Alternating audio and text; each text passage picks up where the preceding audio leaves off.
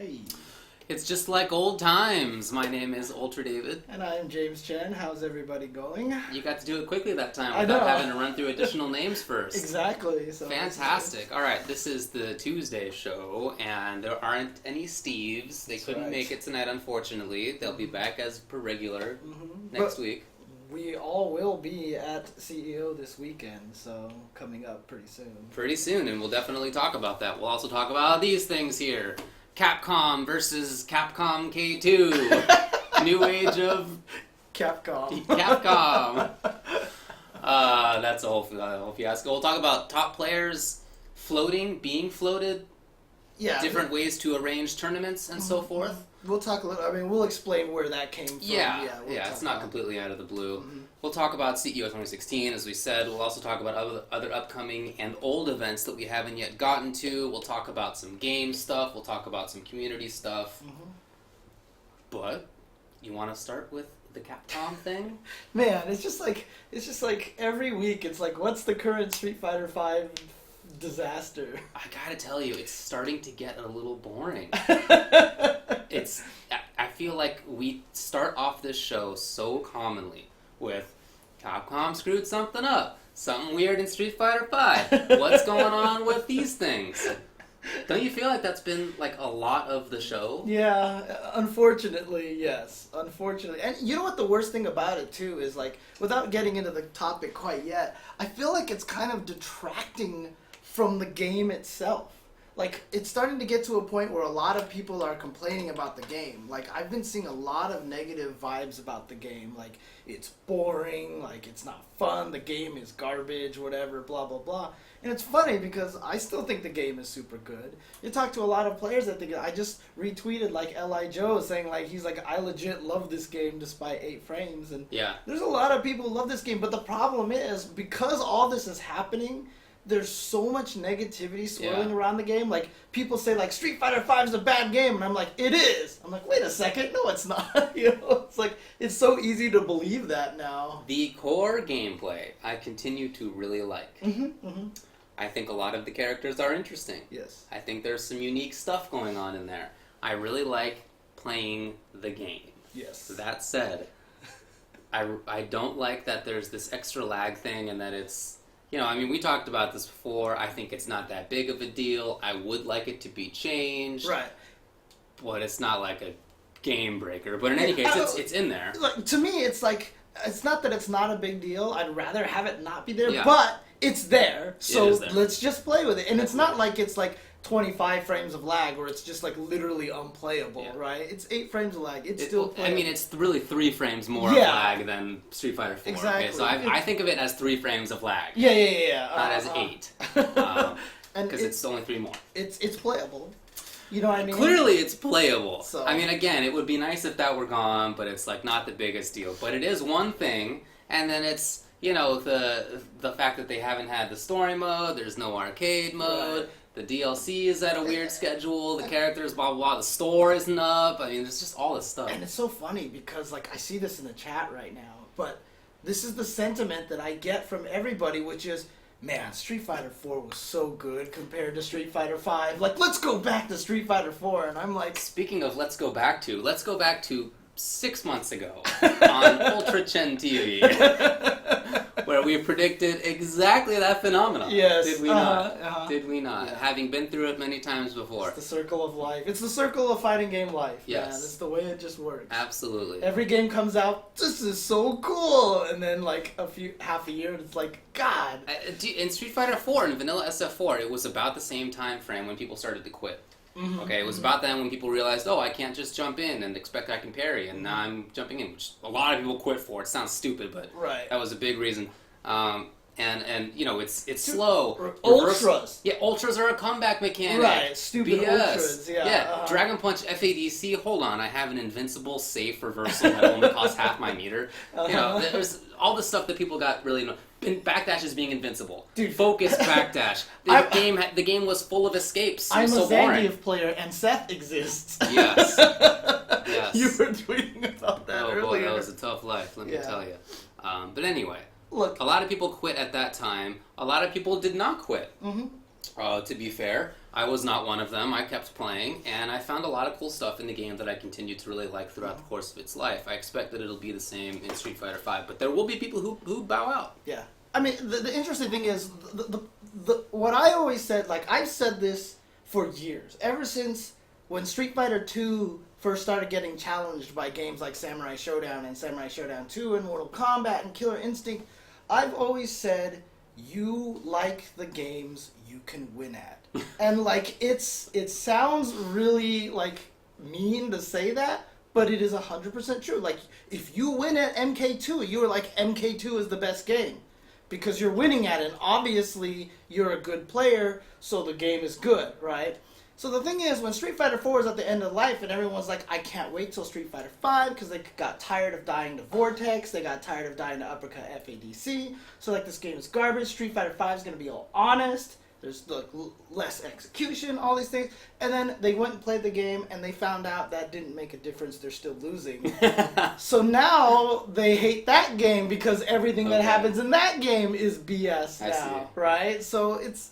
I'm sure that's part of what's going on. Yeah. But a lot of it, I think, is nostalgia.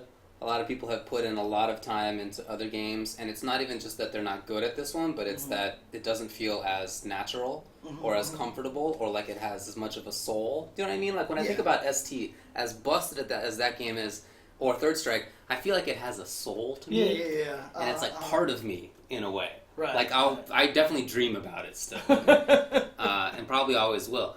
I don't really do that with SF4. To me, SF4 is like that interstitial game in between the different eras, and it's very important, but it's like, I liked it. I definitely played that game more than any other fighting game or game ever. Right, yeah. But, like, it's not part of me. But that is the case for a lot of people. Yeah. Right? For a lot of people, SF4 is the game that has a soul, and it's like very fundamentally important to them, and they dream about it. It's the game they grew up with. Exactly. It's their Final Fantasy VII. Exactly right. Yeah, or their ST or Third Strike, or their Gear, or whatever. Street Fighter 4 died for me when they took away Tiger Nika and Strike. Look, I like SF4 still, but it's silly to pretend that it didn't have problems, and to be fair, it's also silly to say that SF5's gameplay doesn't have problems. Every game has issues. Exactly. These extra frames of lag are in there. Maybe you don't like the fact that few characters have higher execution. People, I'm sure, I think we were talking about this on Twitter a little bit ago, some people really like the fact that you had to delve so deep into the tech side of SF4 just to make it playable. Right. Okay? Right. If you didn't have all those media option selects, that game would have died. It was bad. It was a boring escape fest. Nobody could pressure. Yeah. And the risk of pressuring was eating a 600 damage Dragon Punch FADC Ultra. It's terrible, okay? It was legit. I thought it was bad. But once people figured that out, and I did some of that work too. The option selects. Option selects and all that stuff, I felt like it got good. It was a good game. And if that's the kind of thing that you like, that isn't so much in SF5. And so I get not being as interested in that. Yeah, I mean, I was talking to a bunch of people, including like guys like PR Rock. He's good at the game. And he says he's not having as much fun with it and everything. Because the most legitimate complaint I can see that a lot of people talk about is that, a lot of the characters are very similar. It's a very momentum-based game. It's always very shimmy or throw. Shimmy or throw thing. I mean, it was kind of the same as Street Fighter 4. Everything was throw or frame traps, right? Because basically the shimmy replaced the frame trap because now there's a throw with animation. Before it was the same thing, except it was frame traps. Right, frame traps, delayed frame traps, etc. But the interesting thing is, like, I feel like we haven't explored it. Like, I mentioned this in Twitter last week. I feel like Street Fighter V might be the most stage positioning important game out of all of them, because the way to beat shimmies is walk backwards or jump backwards. I see. Right?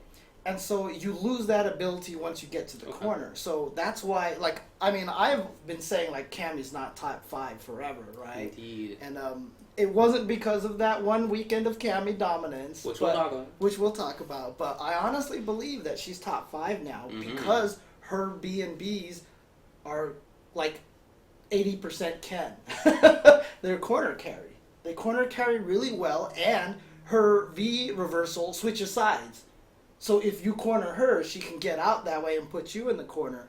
And I feel like the corner, like a lot of people complaints is when they get put in the corner, they just die, right? Yeah. the mistake was getting put into the corner. Oh, absolutely. Yeah. Just like in Street Fighter 4, the mistake was getting knocked down. Right. Even mid-screen, or especially mid-screen. Right. And someone even tweeted to me, they're like, yeah, and when you fight Mika, you don't want to push her into the corner. You want to stay in the middle of the screen. And I was like, huh. He's like, because she can just Irish whip you at any point in time right back into the corner. She's like the one character who can switch sides really well, so fight her in the middle of the screen. I was like, that's so interesting. So I'm starting to think Street Fighter V is going to be more about screen position. I just don't think people are playing it that way right now. And I feel like, I still feel like this game has to change. I like the fact that it's unique, that it doesn't feel like 4 or 3 or 2, Of course. etc. So, Yeah. No, it should be different. Yeah. If I were to have one, or maybe a couple criticisms of the game, it's that I feel like it is true that the styles are not as different as they could be in the characters. There's some uniqueness in there, but I wish that there was a more dedicated zoner. Even with Guile, I'm not really sure that that's the case. I want a couple of those characters, and Dhalsim isn't really like that in a lot of matchups. So I feel like it's missing that. That's my criticism of the game so far, but that might be addressed as DLC characters come out. I don't even know. Anyway, let's talk about this Capcom thing. We've been rambling about the game itself, and now talking about what the actual reason for the rambling is. Yes, so, dude, Capcom Japan and US have got to get on the same page right here. So, recently, obviously, the 8 frames of discussion is, the 8 frames of input lag has been a big discussion. They came out with their things and they said, we're aware of it, we're going to look into it. And then apparently Sugiyama went on Topanga, one of the producers of the game, went on Topanga and said that the 8 frames was intentional for the network play, kind of like what Tekken was doing, right? That's the assumption, is that it was for the reason that Tekken has input delay, right? And then Combo Fiend did an interview on Event Hubs and basically said, no, the 8 frames of lag was not intentional and that we are looking into it. Yeah. And keep in mind, this was after... I forget what the issue was, but what was it that Capcom Japan blamed on Capcom USA? Oh, the release schedule. The DLC character release schedule. Yeah. That's right, yeah. Where Capcom USA said that it was going to be once a month, and then Japan said, explicitly called out Capcom USA. There was no implicit stuff about it. Explicitly called out Capcom USA, saying that they were the ones who said that it's going to be on a monthly schedule. And according to Alex Sanchez, he said that there was even a follow-up post on the Japan side that a lot of people didn't talk about. Okay. That apparently, this is what I heard, was really apologetic, we're sorry, from Japan, right? And then they were like, we're sorry, we won't let the U.S. office mess it up. It was still throwing U.S. under the bus, so. Boy. It's not even just that they're the same company, I guess, but they're separate companies as well. Capcom USA, Capcom Japan, Capcom Europe, whatever, Capcom UK are different. But man, that is a level of not getting alongness that is just not a good look. Not a good look. Hard to know what's going on in there. But just knowing Combo Fiend, Hans, the people in Capcom USA. I suspect that they feel very similarly to many of us about a lot of these things. Oh, yeah. I'm sure they want GreatNet code. I'm sure that they want the input lag to be reduced. I'm sure they want the DLC schedule to be more set, right? I'm sure that they wish that the store had already been up. I'm sure that they feel all these ways. And I don't know that they have the control over that stuff. I suspect they don't. Yeah. So I'm sure it's very frustrating from their perspective. But it's doubly frustrating to have that frustration and then to get called out on it specifically by the Japanese section of your company. Right. And the hardest thing too is that okay, let's talk about this 8 frames of lag a little bit, right? Let's say it was intentional. And they decided to do the 8 frames of lag because Tekken kind of did that, right? One, when Tekken came out, this is what Sanchez was telling me. They kind of said, hey, from the arcade to the home transitioning, we're adding a little bit of input lag for network. So it was kind of communicated, right? Plus another thing is, we talked about it's really 3 frames of extra lag, right? Because Ultra Street Fighter 4 was 5 frames of lag. Right. Street Fighter 5 was 8 frames of lag. Tekken. So in shameless plug, but like in my first Attack episode about frame data, I said 3 is the magic number in Street Fighter 5. Okay. Right, because if it's -3, you're punishable. Yeah. Right? Okay. 3 is the fastest move in general. Tekken, the fastest move is 12 frames. Standing punch is 12 frames, right? So if you're introducing 3 extra frames of lag in a game where the fast moves are 12 frames, in a game where the buffer window for being able to do moves is gigantic, That's true too. it's not as bad. But if you're introducing 3 frames of lag in a game where the magic number is 3, where 3 frame punish and you only have a 3 frame window to stop certain things, like, you can't do that. Like, you can't. Apparently 10 frame is the fastest. Oh, 10 frames. 10 That's frames. what I thought, but I didn't know enough to say either way. But Yeah. thanks. But still, 10, 12, it's still much larger Yeah, than of course. 3, Yeah, right?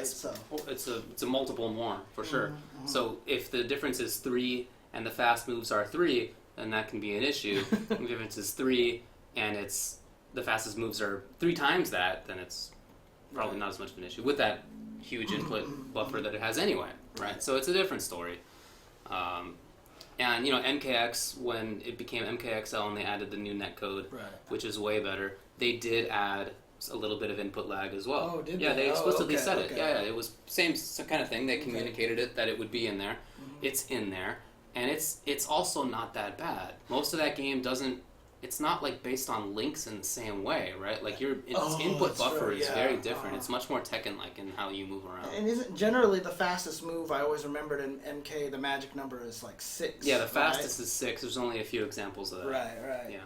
So, games where that magic number is a little bit higher, I feel like you can go ahead and afford to do something like that. But Street Fighter is all about 3 frames, 3 frame punishes. And I just don't know if that's going to fly for very long. So, but like I said, if they don't fix it, because they've already gone through half a year of CPT, like, if they did fix it, like, I can't imagine they would do it until after December. Okay. Right? Because they said they weren't going to do a lot of balance changes for the year. Yeah. So, and that definitely would change things. Yeah. Oh, that would change a huge amount. It would change things for sure. Huge amount. So. Yeah. I don't know. I hope that Combo Fiend is the one who's right in this situation. It's hard to know, but I hope that it's him, or that even if he's like hoping that he does convince them to change it. Right. Yeah. I hope that they've seen the outcry from a lot of people, and that they change things. But we'll see, I suppose. Yeah. Hardest thing about it is like 8 frames is also because we were talking about how people are hating on the game now. I call it the new execution. It's the new excuse for why like I can't be good at this game. Right? And Street Fighter was like it was 1 frame links, and now all of a sudden it's 8 frames lag. So like I would like to get rid of it so that there's nothing to complain about anymore. So no excuses. Exactly. Well, they'll find something else. For sure. I'm cynical. Okay. They will, of course. Yeah. I've been through enough. I've been through fighting game changes enough that every time a game comes out, there's just that one thing that you pick on. And when you pick, like I had a friend, really good friend, who wouldn't play CVS1 because the person shook when they blocked. When they blocked, they went. Yeah. And he was like, I can't tell where they are. This game sucks. Yeah. And that was it. So. Personally, I didn't play that many KOF games because I couldn't really tell what was being hit and what was being blocked. Just the animation was hard for me to know. That's actually part of why I didn't play it very often. Not that they were big in my scenes anyway, but that's definitely contributed. Oh, man. Well, we'll see how it goes. Again, I really hope that Combo Fiend is the right party. Even more than that, I hope that they get their act together. Street Fighter is a very powerful IP, and it's not likely that it's going to die. But you can only coast on good feelings for so long before there are problems with the scene. And arguably that's already happened due to the sales, right? The poor sales. And just the general population, the way that they've been talking. Like, seriously, in the past month, like, I feel like the negativity towards Street Fighter V has reached, like, this all-time high. Like, people are just, like, because all of a sudden the game is super boring. I hate like jab anti-airs. I hate like just every problem has come out on the game, and it's really interesting to me. Weren't people saying at the start that you could jump all the time? Wasn't that one of the problems? Now jab is too good at anti-air. Oh my god! You're right. There's always going to be something, Right. and for a lot of those, as we said before, I think a lot of those are BS and they're sort of nostalgia driven. Mm-hmm. A lot of complaints. Some of them are not. It's true that the game isn't that diverse compared to some others, right? It doesn't have the diversity of like a Gear, or it doesn't have the diversity of some other games out there. That's true. It's true that there are these extra 3 frames of lag. It's true that execution is not terribly difficult for the most part. But it's not true that like in any sort of objective sense that the game is boring or that it's easy or that whatever. All that is BS. And if those are your excuses, just okay, it's fine. You can do whatever you want, but just recognize that that's not objectively real. Right. Well, here's a really good story about that. Right. Tell me right now. What do you know about how I feel about Alpha 2? I think you like Alpha 2, but it's like not like Alpha 3 for you. Right. Now, what do you think? What do you know about me liking ST? Like, how much do I like ST? You love ST. Right. When Alpha 2 was out and B3, Battle by the Bay, was Alpha 2 and ST, at that point in time, I kept arguing to people how much better Alpha 2 was than ST. Really? I was just like, this is so much of a better game because it doesn't have this stupid thing. Interesting. It's just, it was the newer game at the time, and I didn't like a lot of the old stuff. And it's just, opinions are... Everybody changes. Yeah, for sure. It's just the way it works, right? So, I don't know. It's just... We're at that phase now where everyone's going to be mad at Street Fighter V, and hopefully it'll... Yeah. We'll see what happens. Street Fighter 4 outgrew that because a lot of the people who didn't like it just shut up already. They just moved on to whatever other game or they stopped even playing. So many of the Third Strike players didn't even touch it. Yeah, they just completely... Didn't play and not even just here, but in Japan as well. A lot of people just didn't even go there.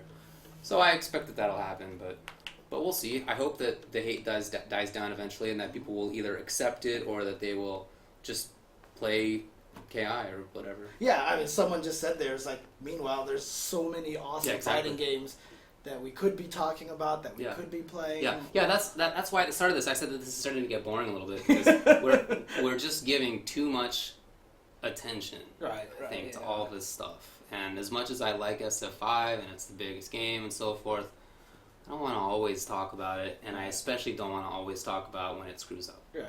So I'll just say this. Play Guilty Gear Revelator. Okay. I sat down and I watched the entire story mode. Oh, wow. Still have no idea what's going on. Okay. Like, there are whole scenes where people will talk to each other, and after the scene's done, I'm like, I have no idea what just happened. Yeah. The story is so nonsensical. But is it more or less nonsensical than I Want to Be a Potato? It's less nonsensical. Okay, it's good. like it's that very standard anime thing where everything is super serious, and then there's this moment of weird levity in the middle of it, and then everything is super serious, and the seriousness is like just like, I mean, I swear they're like just say like Leo, the character in the game is like the human avatar. Okay. Because like they're just like, oh, we have this, and this is the backyard, and this is the original, and here's this guy, here's that man, and he created the gear, and Leo's just like, what the hell are you talking about? Nice. So yeah, it's like so confusing. That man. Well, we'll find out how good Street Fighter V story mode is pretty soon. It's true. Spoiler alert, not very. I heard it's entertaining enough. Okay, I hope it is. I hope it is. I hope that it gets all the people who didn't like the fact that there was no story mode back into the game. Because it totally will. I can hope. I don't expect. Alright, enough of that.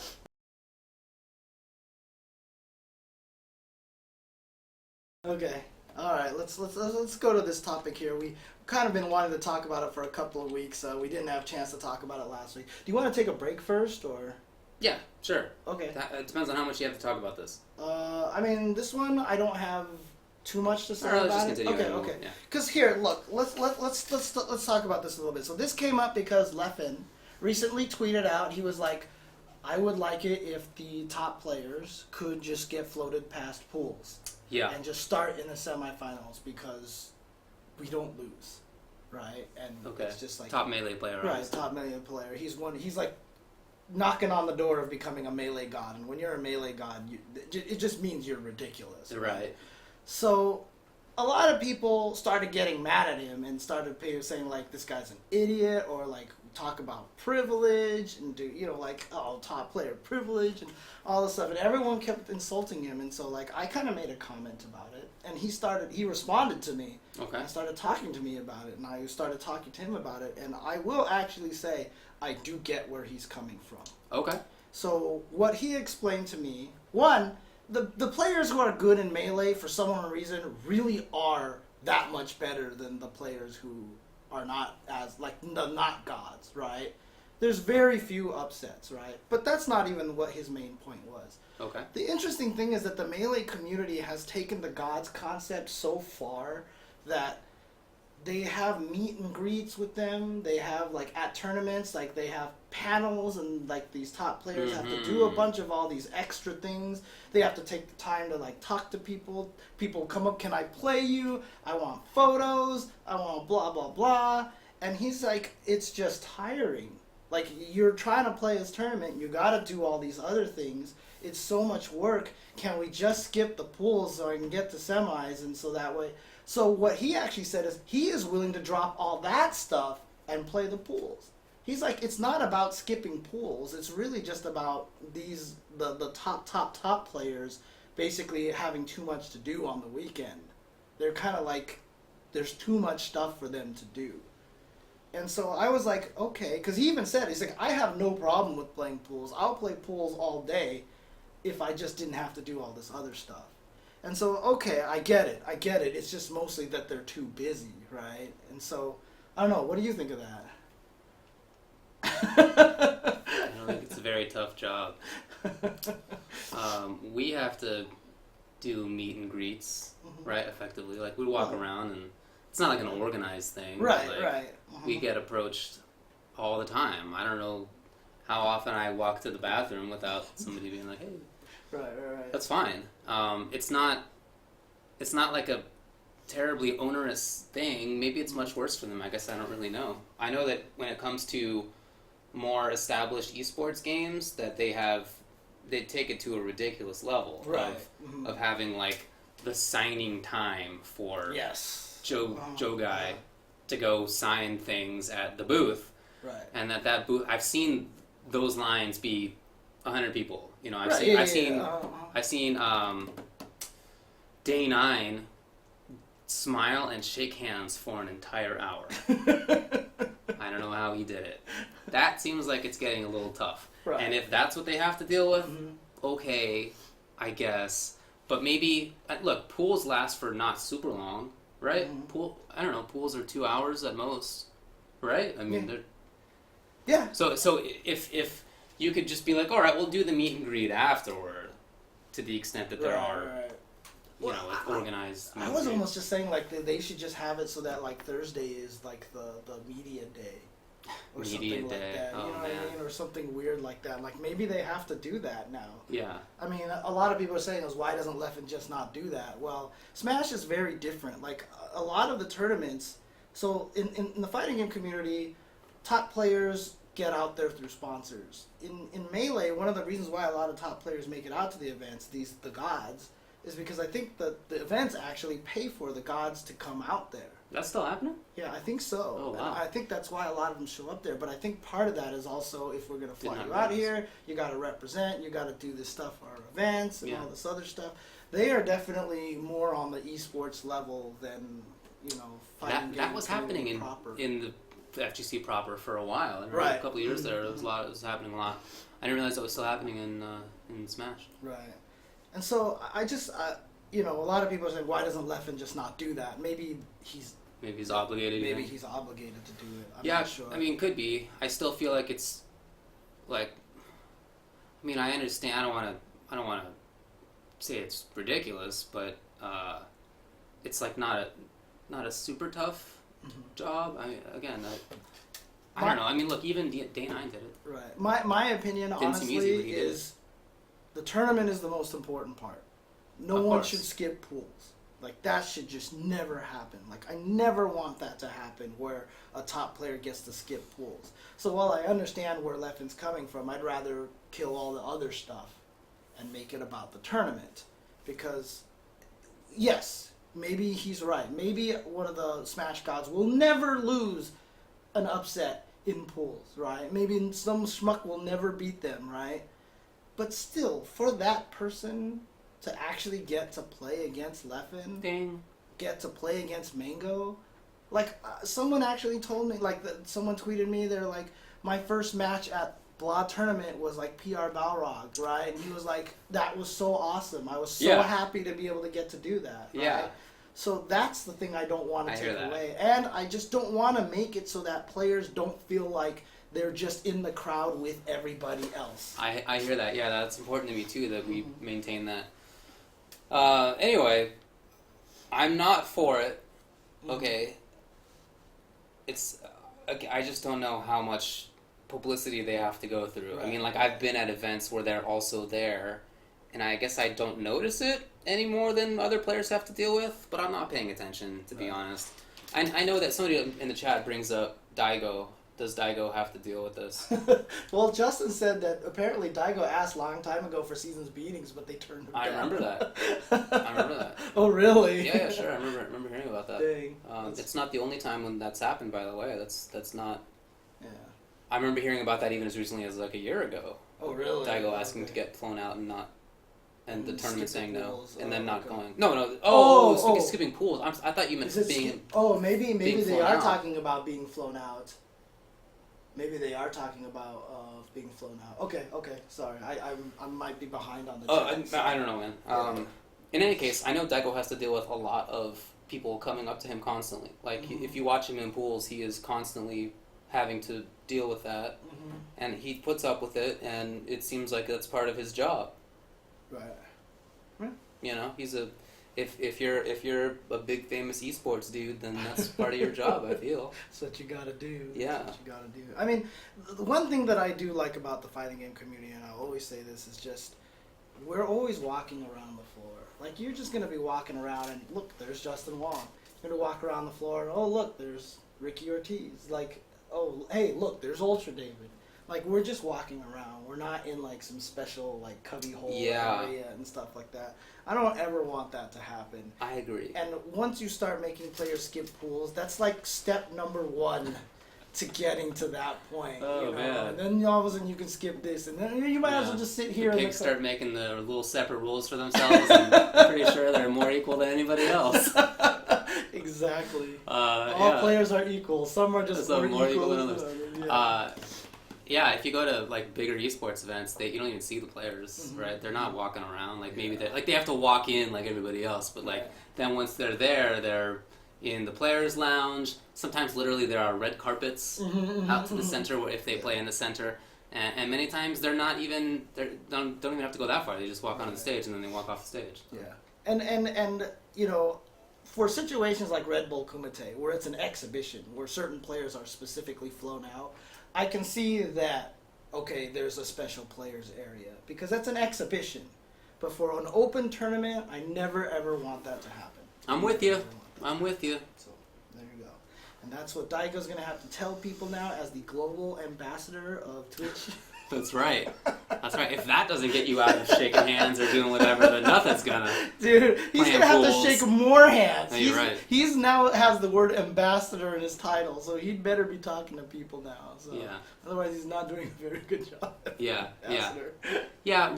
Top player fanboying. I really wish that wouldn't happen quite as much as it does. It doesn't happen like as much as in sports or anything, obviously, but I hope it doesn't get there. I hope that it's never. I hope that people don't think that is unattainable for them, that playing games well is unattainable, or that somebody who plays games well is like so super different, or not just like a guy. He plays games but other than that, he has a mom and a dad. And I mean, I like the fan part of it, because to me heroes are what draws people in to watch, and it makes it interesting.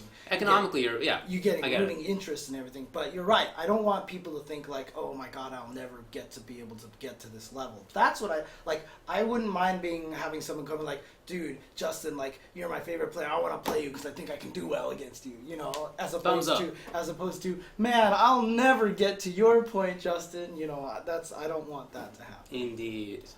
Okay. Yeah, see, and Justin even says he doesn't mind meeting fans and having to play up. Oh, Justin's the nicest guy ever. When we go on break, we'll talk about how we really feel about Justin. He really is like the nicest guy. He's so accommodating to fans. He really is. He really is. He really is. Like no joke. No joke.